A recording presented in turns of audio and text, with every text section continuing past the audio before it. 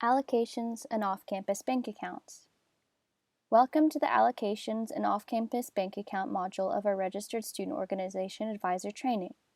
In this section, we will discuss RSO financial resources, the processes for accessing these resources, and the procedures for opening an off-campus bank account. This information will be crucial for your students should they wish to plan events, buy merchandise, or collect dues. Part 1. Finances 101. The funding for registered student organizations through WMU comes from the SAF, the Student Assessment Fee.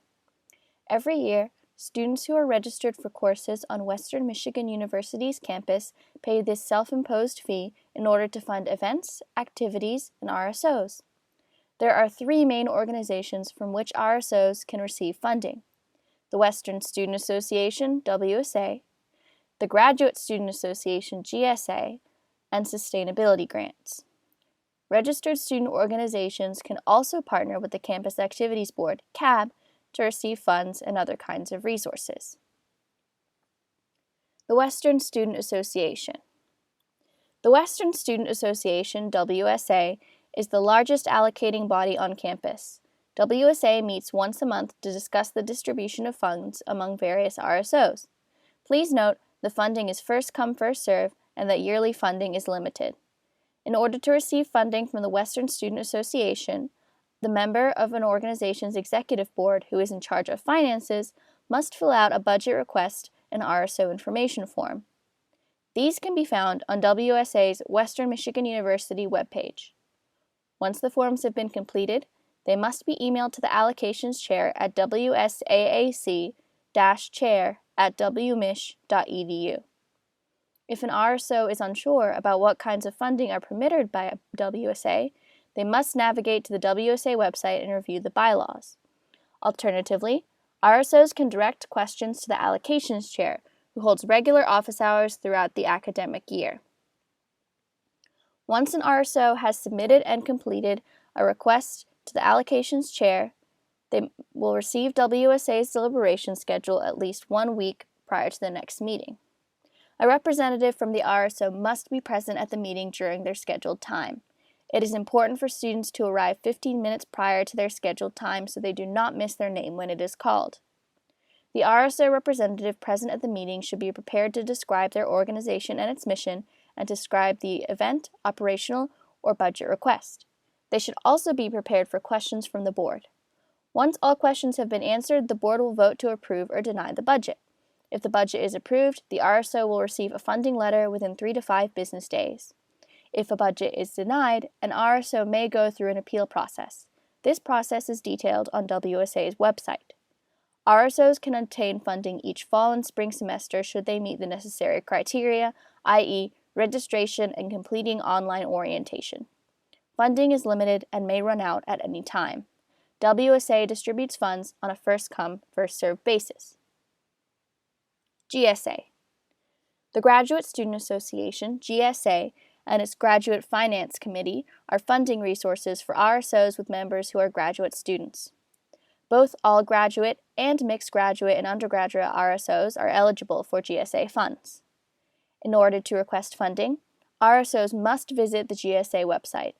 Completed forms will be forwarded to the committee chair. Once again, questions about appropriate funding requests can be answered by reviewing the GFAC bylaws posted on GFAC's website. Please note that all graduate RSOs are eligible for more GFAC funding than mixed undergraduate and graduate RSOs. Budget requests must be submitted to GFAC by a predetermined date, usually early in the month. This date will be publicly announced at around 5 p.m. Any budget submitted after the deadline will be assigned to next month's deliberation process.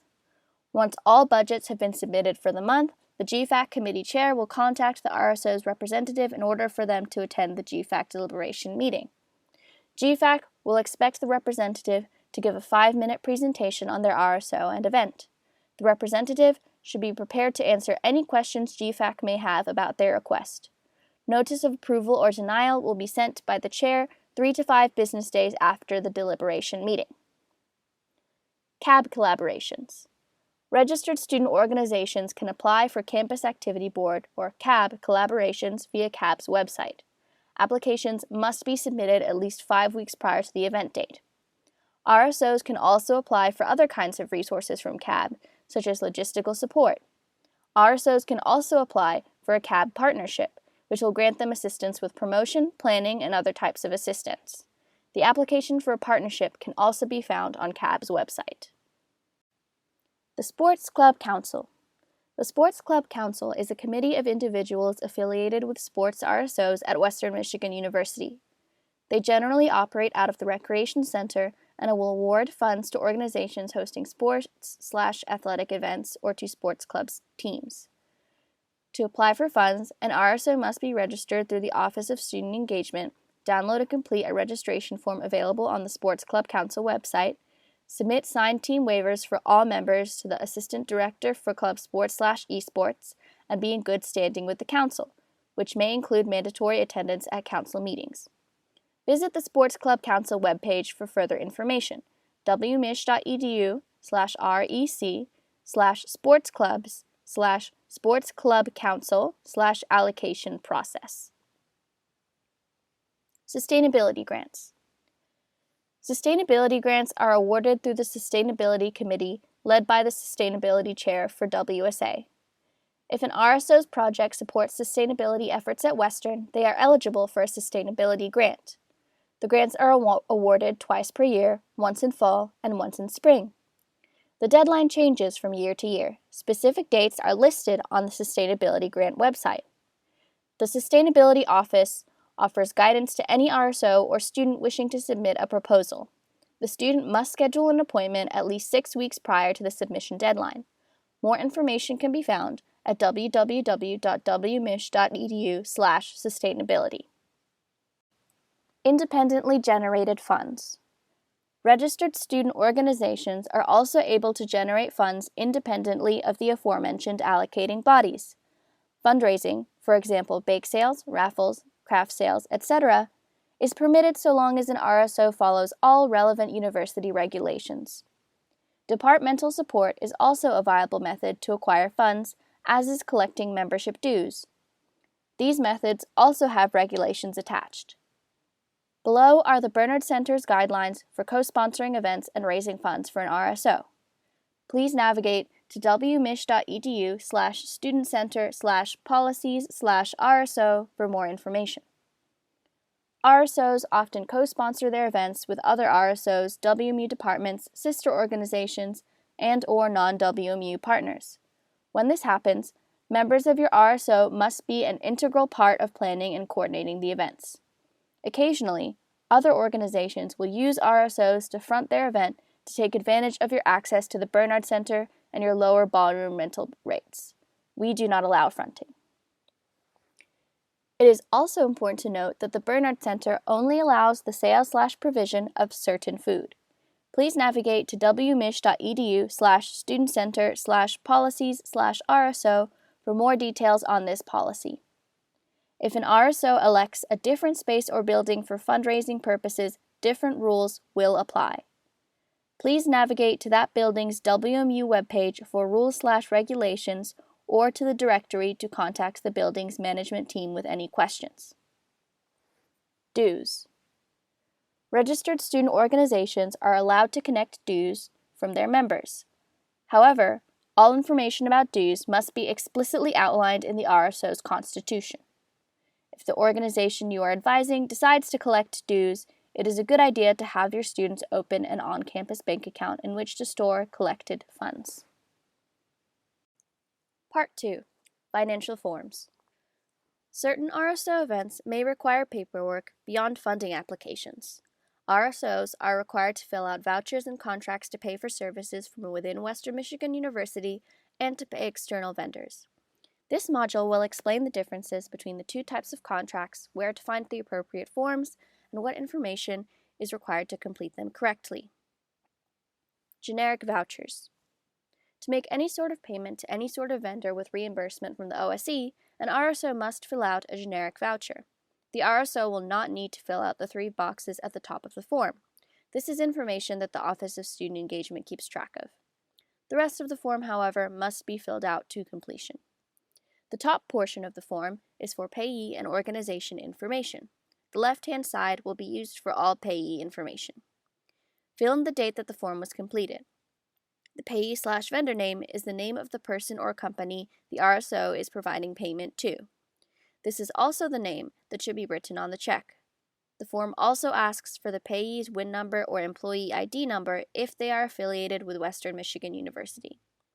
The remit address is the payee or vendor's address. This is where the check will be mailed to.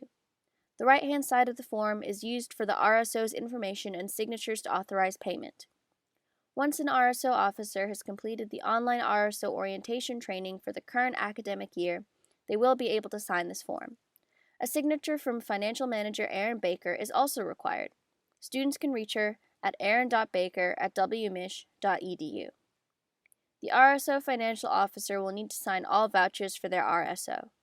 The department placing the order line is for the RSO's name. The person placing the order line is for the name of the student in charge of this financial transaction. The student should also include a phone number on which they can easily be reached. The bottom section of the form is for a description of the payment.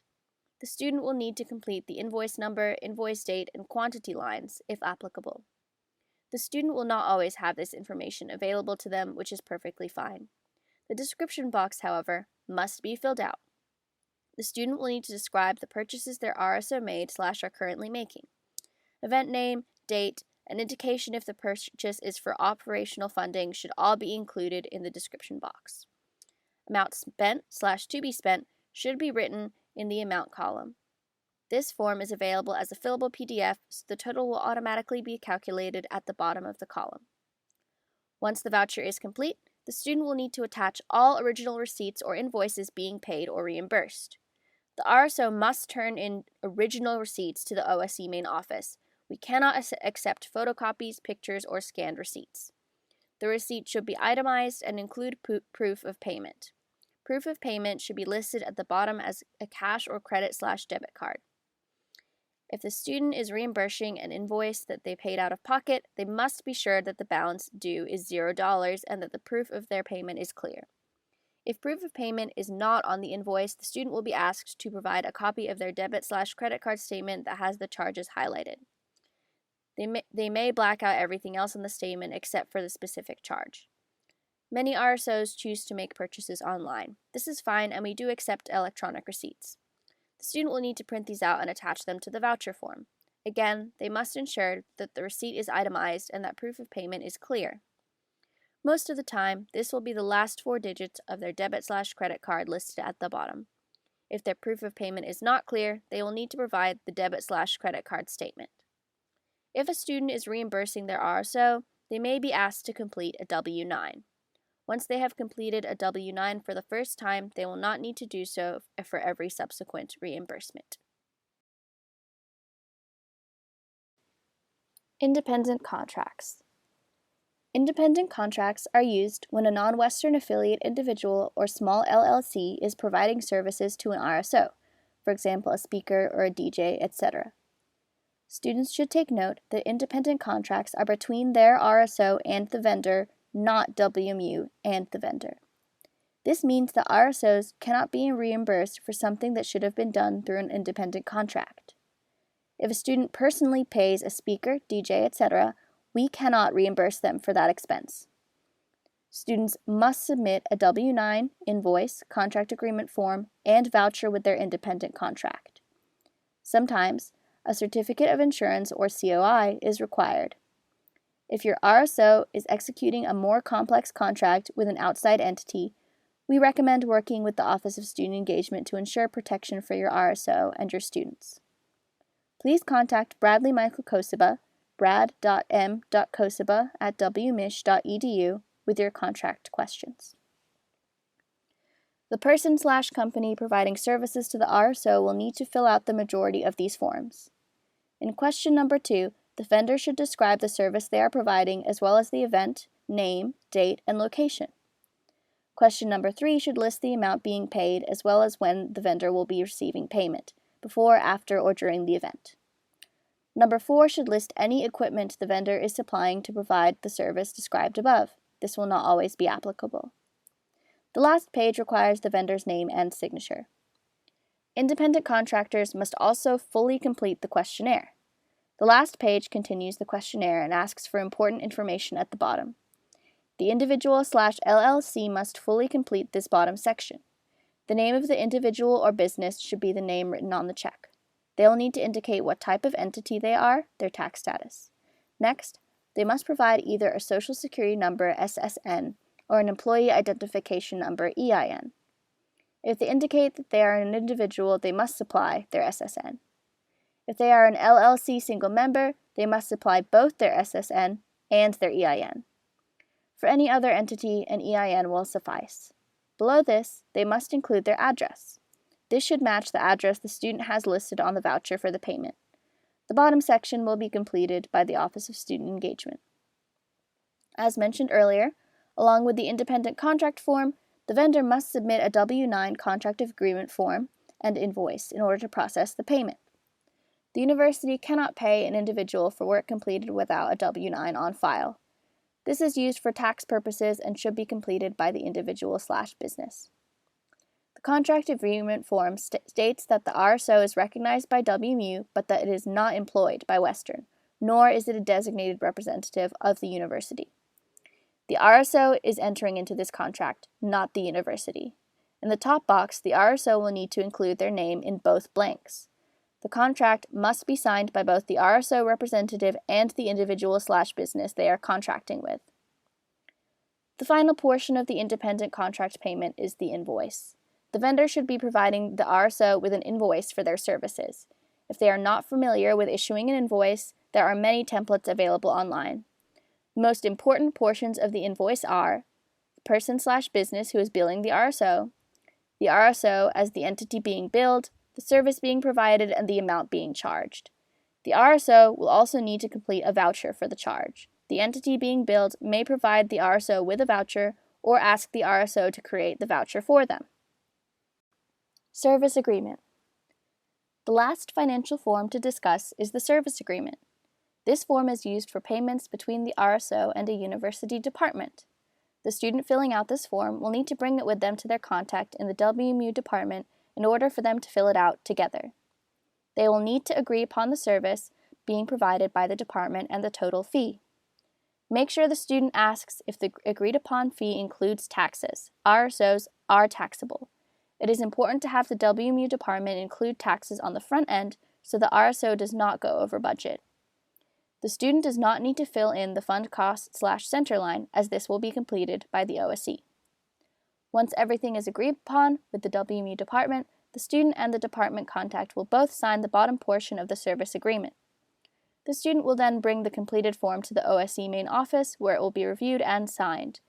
The OSE will send the form back to the department with the RSO's account information, and the funds will be transferred internally. Part 3. RSO Bank Accounts. Opening an RSO bank account is an excellent way for your students to learn how to manage their finances. There is a PNC Bank conveniently located on the ground floor of the Bernard Center. The employees are familiar with the RSO bank account process and are always willing to assist students.